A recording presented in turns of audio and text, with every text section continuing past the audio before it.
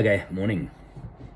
You guys remember a little while ago, actually it's a little while ago and a longer while ago, there was a cock tonsil called Wyatt Macho who was ripping off all of my content on TikTok. So what he did, created a profile for himself, basically downloaded or screen recorded many of my videos in which I talk about my dogs, my safaris, photography, or me training. He posted it on his fake feed of me, and he even used the profile picture of me. Long story, go back, you'll hear all about it. Guess what? He's back. Wyatt, you must be watching because you've created another fake account. Something like Sadek Musle or something. Again, my picture's on there. And I've had 4 people now contact me that you are speaking to them as me. Like, how sad can one person be? I even got emails from this person, from this Wyatt Dick. I told him, I called him out, and he's like, oh yeah, but you've got everything, why don't I just leave you alone so he can do whatever he needs to do to get women and shit like this. And he signed off the email, the fake you.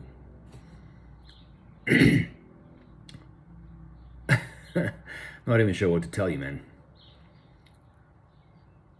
Like, someone like you, Wyatt Mushdak, whatever the fuck your name is now on this new profile, you're lower than shark shit at the bottom of the sea. You're obviously watching these things because you're still pulling content from me. Wait. Spoken to a few people in the area where we think you live, so keep going. Fucking dickwad. How sad is that, man? That this person's using me and my videos, and then he's engaging with people. His what all the women are telling me, it's my dear, he calls everybody. And he's sent checks to some of them, fake checks. It's dude, you need to have a look in the mirror, you need to stand there, look into your face and say, holy hell, I am so fucked up. It's not even funny.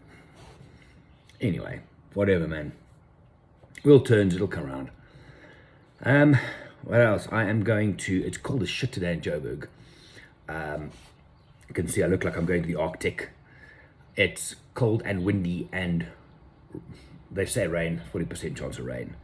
A bit of a croak in the throat, like thing happening.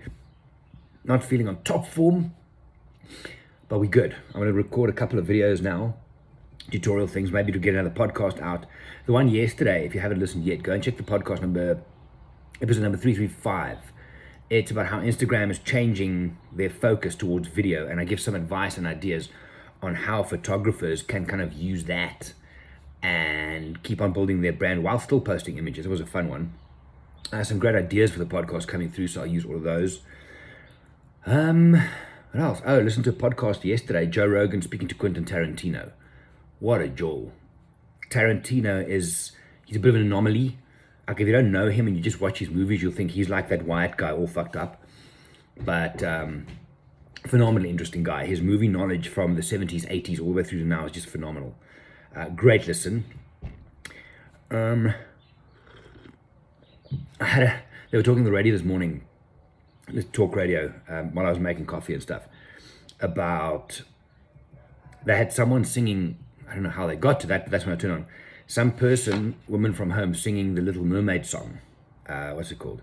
I don't know when, I don't know how, but I know something's starting right now. That, when she's at the bottom of the ocean, yeah, wanting to be with the people. And something, part of your world, that's what it's called. And they were talking about imposter syndrome, which I've referred to in the past as the knock. And how, especially for people doing photography or anything where you put yourself out there for people, like, and when you start thinking you're good at something, imposter syndrome is that feeling you think, geez, I don't belong in this group of people who are good with something. The knock, and I think it's David Duchemin, Canadian photographer, who said, because he used to be a stand-up comedian, you know what I mean? And he would go and he would perform on stage many years ago. And then afterwards, he would go to his dressing room and he comes off the stage on a high. I mean, being on stage in front of people, high, right? Love the public speaking thing. He gets to his dressing room afterwards. And as he sits down, he's like, damn, that was actually pretty good.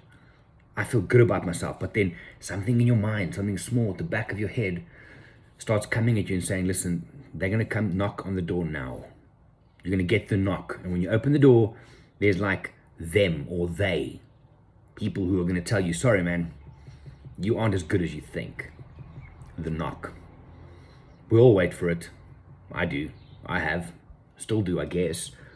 With everything. I mean, videos, images, you're waiting for the knock. Guiding a safari, I know I'm fucking good at it. Waiting for the knock. It's messed up, eh? Do you guys feel that? Photography-wise? You put something out you think's really good, but then in the back of your mind, there's that voice that says, maybe you're not as good as you think. Yeah. Anyway, interesting thing on the radio this morning. Yeah, I'm just doing a couple of tutorials now on specifically iPhone editing and stuff that you can do on Instagram. Also, I'm also going to do one on Nick filters, just how it works, specifically Viveza, which is a powerful program, plugin for Lightroom and Photoshop. Later today, one meeting at 2 o'clock. Training when I get back from that, if I feel better. We'll see how that goes. And then that's about it. Emails, stuff like that. Got one WhatsApp call with a lovely couple from the US who wants to go to Svalbard next year. That's sometime today as well. But yeah, that's really it, eh? Not a hell of a lot more to tell you. Yeah. Yeah. So, question for the day. Have you ever spoken to someone online, whether engage with their profile or in a direct message, which maybe goes to WhatsApp and then maybe goes to email, but have you engaged from someone online and you suspected that they are not who they say they are? What's it called? Catfishing, hey? Have you ever had that? The thing is, here's the thing.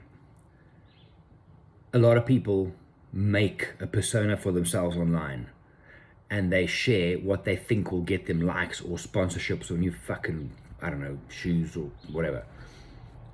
They put something out that's not really them, but at least it's still their face. The problem is you can't execute in the real world if you do that on the online world, because people expect something and you can't deliver in the real world.